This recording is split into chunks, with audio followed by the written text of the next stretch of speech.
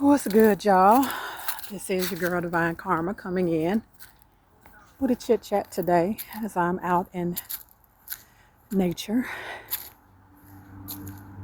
I send you peace, light, love, and harmony as I always do about this time. Why? Because Divine Karma loves you, baby. One second. Got bikers.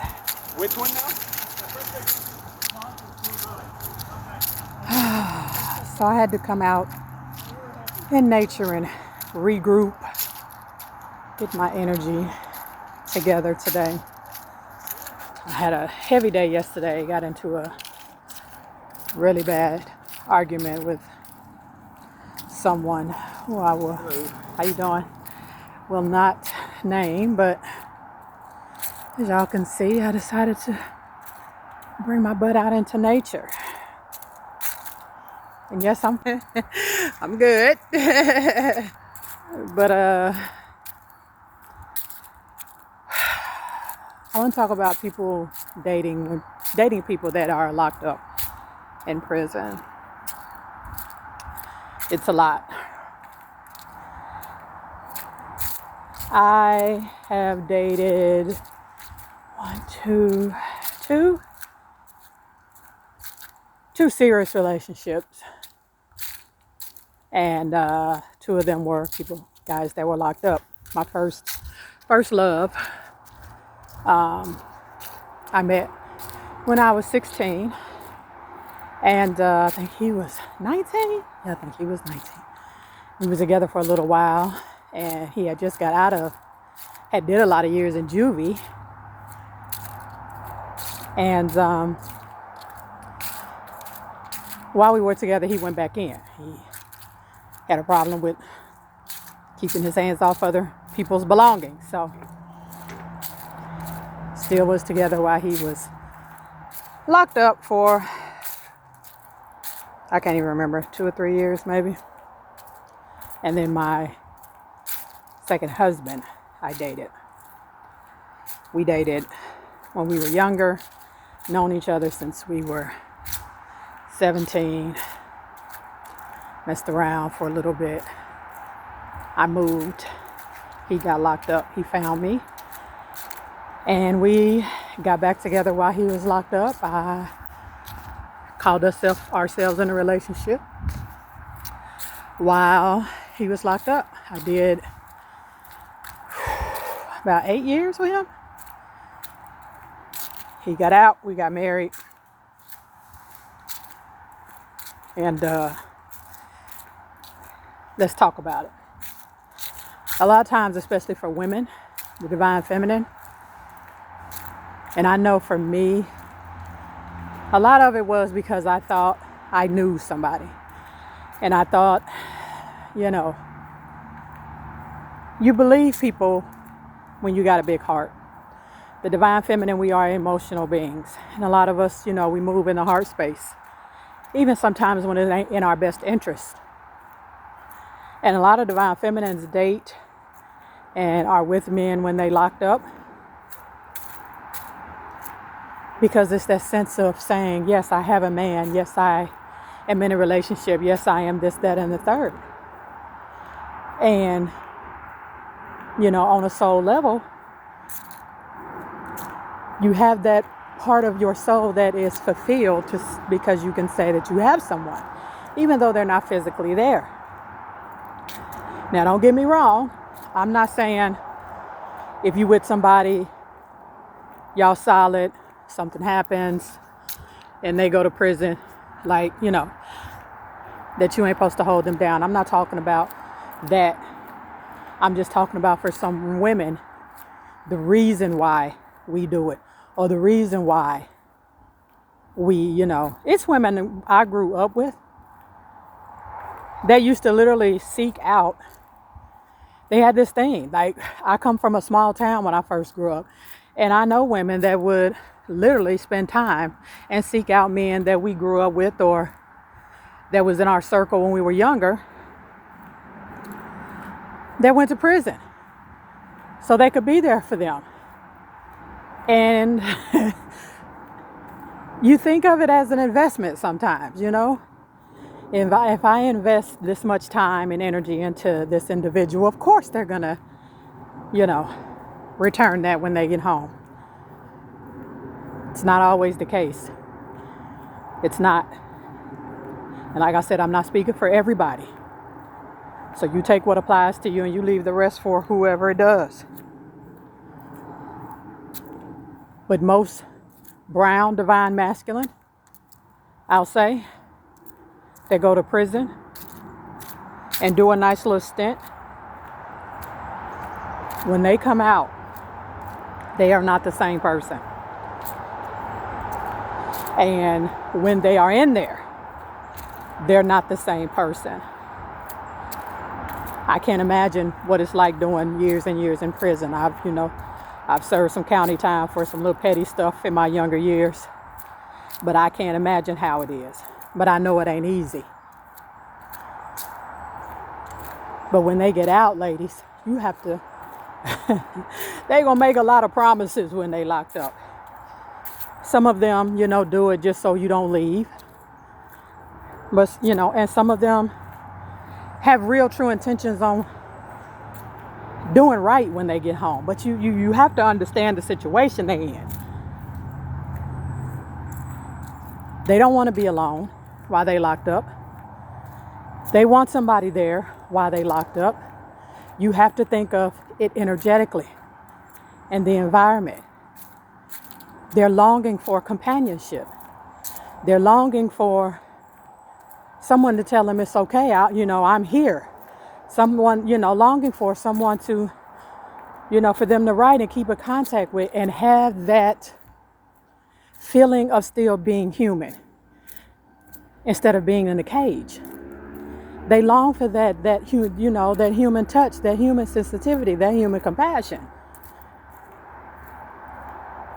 Because in their real reality, they're an animal in a cage.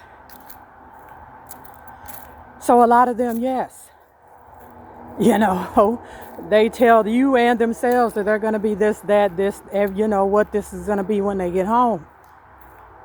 Now, some men do it unconsciously, just saying, thinking that they can do better. But some of the men, they know they ain't going to do better. My best advice, when they get home, give them some space. The intimacy gonna happen, the sexual and all of that. But give them some space. You have to realize they already been locked down. So you trying to dictate and see their every move, especially if before they went in, they was known to be a player, or while they was in there, they was known to be a player, still writing and calling other women, all that. It ain't gonna work. They need some space. And how you will know if this gonna work or not, if it's gonna be true or not, if it's gonna be real or not, is when you give them that space, they do the right thing. They ain't running the streets. You ain't hearing nothing about them doing this, that, and the third with other women, whatever. But you have to allow that to happen naturally. You have to. Because if you don't, you're going to find yourself in a real uncomfortable situation. I'm speaking some real shit because I've been there, y'all. I know. And for a lot of women, we've been in so many damaging relationships that sometimes we just want to be with somebody and say that we got somebody. And who better than a person that's locked up? Because for the most part, keyword most part, you know where they at all the time. You ain't got to worry about them physically cheating. I say it for the most part, depending on where you at, gender specifically, or what gender you like. I'm not judging, I'm just saying. So it's a comfortable, feasible, space to be in for women that have been through horrible relationships and been mistreated, such as myself back in the day. What up, buddy? But you have to allow that space. When they come home, when my spouse came home, all I was talking about was marriage. We're gonna get married, we're gonna get married. Yeah, I got you, I'm gonna take care of you. When I get home, get on my feet, you'll never have to work again. Da, da, da, da, da, da.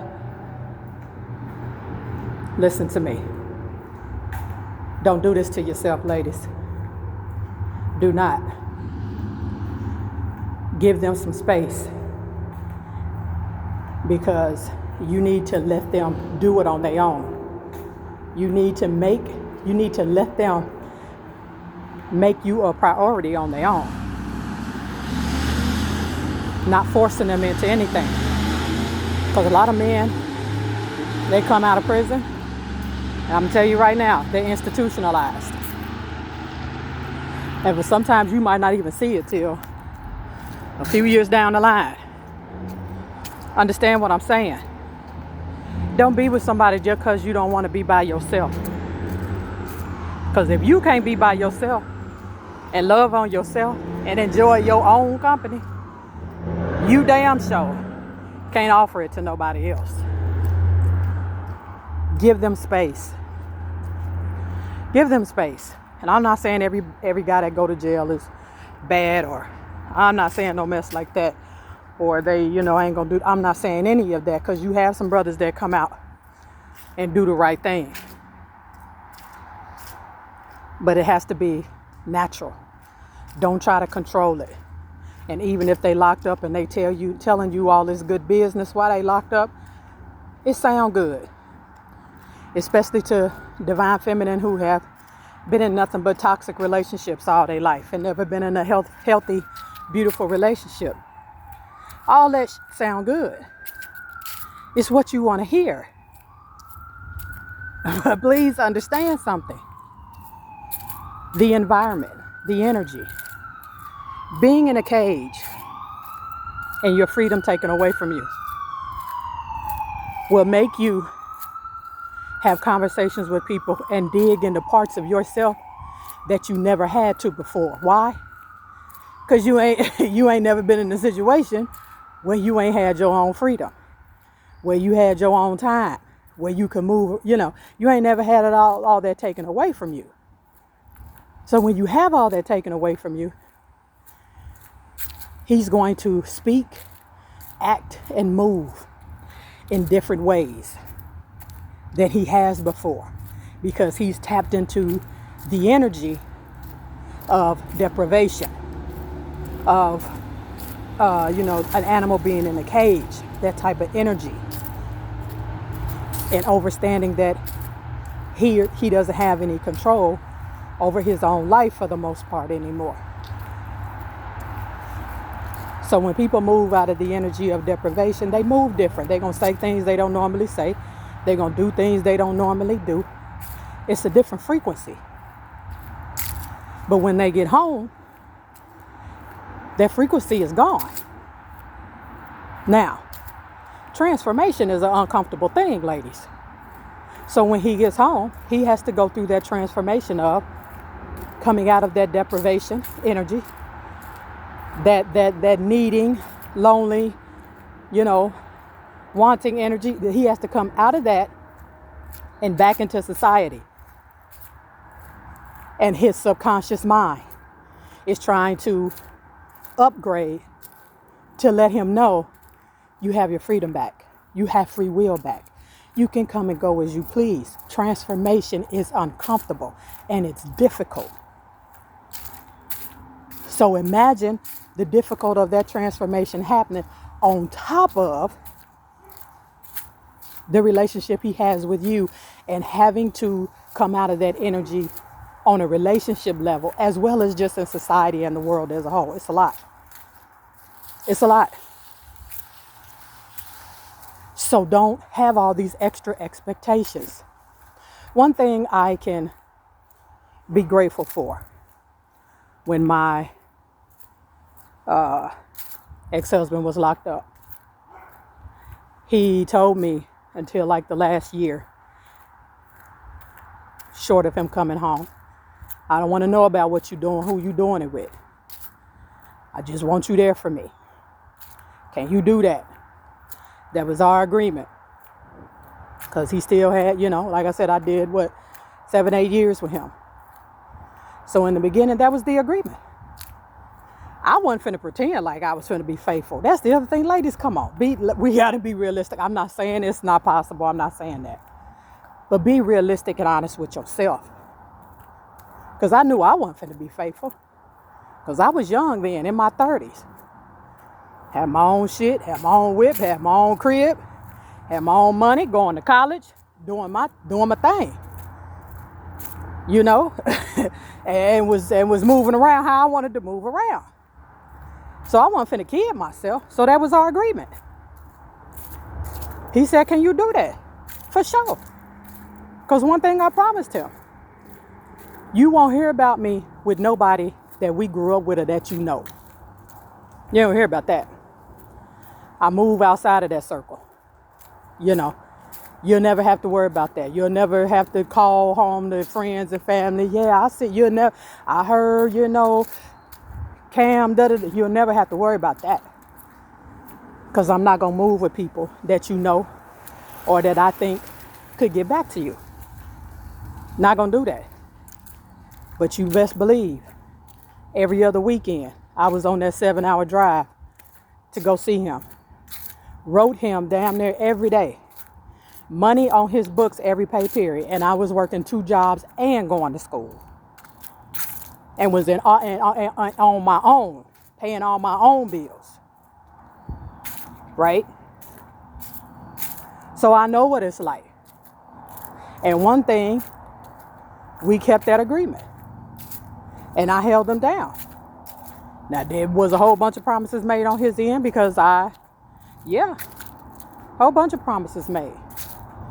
But I can respect the fact when he got home, one thing I can say, when he was locked up, he got some degrees under his belt, went to school, he got out, became a welder. He works for the railroad to this day. He got out in 2000, went to the halfway house in 2006, got out the halfway house in 2007. And to this day, he still works for the railroad. So I won't take that from him. But ladies, listen to me. Don't be with somebody just so you can say you got a man. If you love him and y'all together and he get locked up, and you say, man, I'm ride or die. That's cool. Ain't nothing wrong with it. Been there, done that. Right? But make sure you're doing it for the right reasons. Make sure you're being honest with yourself. And when he get home, don't have no whole bunch of expectations. I don't give a damn what he told you. You have to remember, he told you what he told you when he was locked up out of deprivation and desperation. It's a whole different ball game when they not moving in their energy and they got free will. And it's a beautiful, beautiful thing when he get home, that during that transformation, he realizes, man, he gonna stand firm on what he told you, and it wasn't just talk. Beautiful, because it happens. And boy, I'm telling you, I'm happy for whoever it is. I just want you to know the steps. I just want you to know how to be honest with yourself. I just want you to know the different energies of the 2 different people that you're dealing with. One that's locked up and one when they come home. Understanding it. Because if you still moving in the opposite, you still think you talking to the person that was locked up while they out, and you still think while they locked up, you talking to, and vice versa, you're going to put yourself in a bad situation, ladies. Bad situation. To get yourself hurt. And then when it goes bad, let me tell you how you're going to feel, because I'm speaking from experience. This how you're going to feel. I did all this time with you. Was there for you when nobody had you. Put money on your books. Came to see you. And this how you do me? It's going to happen. Because that's how you going to feel. You gonna literally be like, Nick, you owe me. How could you do this to me? After all the time I've invested. You feel like you wasted your time. And it happens. And to prevent that from happening, this is why I'm telling you what I'm telling you. Because it is very, very, very disappointing. Let me tell you something. It's bad to go through a breakup in a normal relationship. Outside of somebody you did. Just a normal relationship that went bad on whoever end. For the divine feminine, we cry. We are emotional. It's hard on us. But listen to me. You add times 100,000 with a breakup with somebody that you have done time with. Times 100,000. It's even worse because you can't get that time back. You can't. And it will make you feel like all men ain't because if I can do this much time with somebody and be there for them when they were in a cage and they come out and do me like this, you're going to feel like there's no hope for the divine masculine. And although there is hope for some at that time, you ain't going to be trying to hear none of that. So take my advice so you don't end up in that situation. I know because I've been there. Been there. I don't hold that grudge no more. I don't hold none of that no more. I fell for the okie doke, because of the energy I was in. When he was locked up, I was in the middle of daddy issues and he was telling me everything I wanted to hear. And the fact that he was well known, and had clout from back home where we was at, made me feel like I was a queen. I got him and y'all didn't. Shh. When that mess goes south, you gonna be like, shh.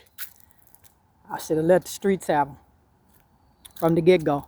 If somebody would have told me this, y'all, before I went through my situation and got married, baby, my whole life, we wouldn't even be having this conversation right now. Y'all be easy. I'm going to get this walk in today and reground myself and get some energy because, man, that argument I had yesterday, not with this person, but with a so-called something, friend. Not sexual, just a divine, not even a divine masculine. I'm going to say a man because he ain't even divine. Whew, knocked me on my ass. Because sometimes, sisters, we look at men and just be like, are you human? Are you human? Do you have a heart beating? And what is that under your chest beating? Because I'm almost convinced it's not a heart. Yeah, it was one of them. All right. So y'all take it easy. I love you and I love it when you love me back. And I will see y'all on the next one. Peace.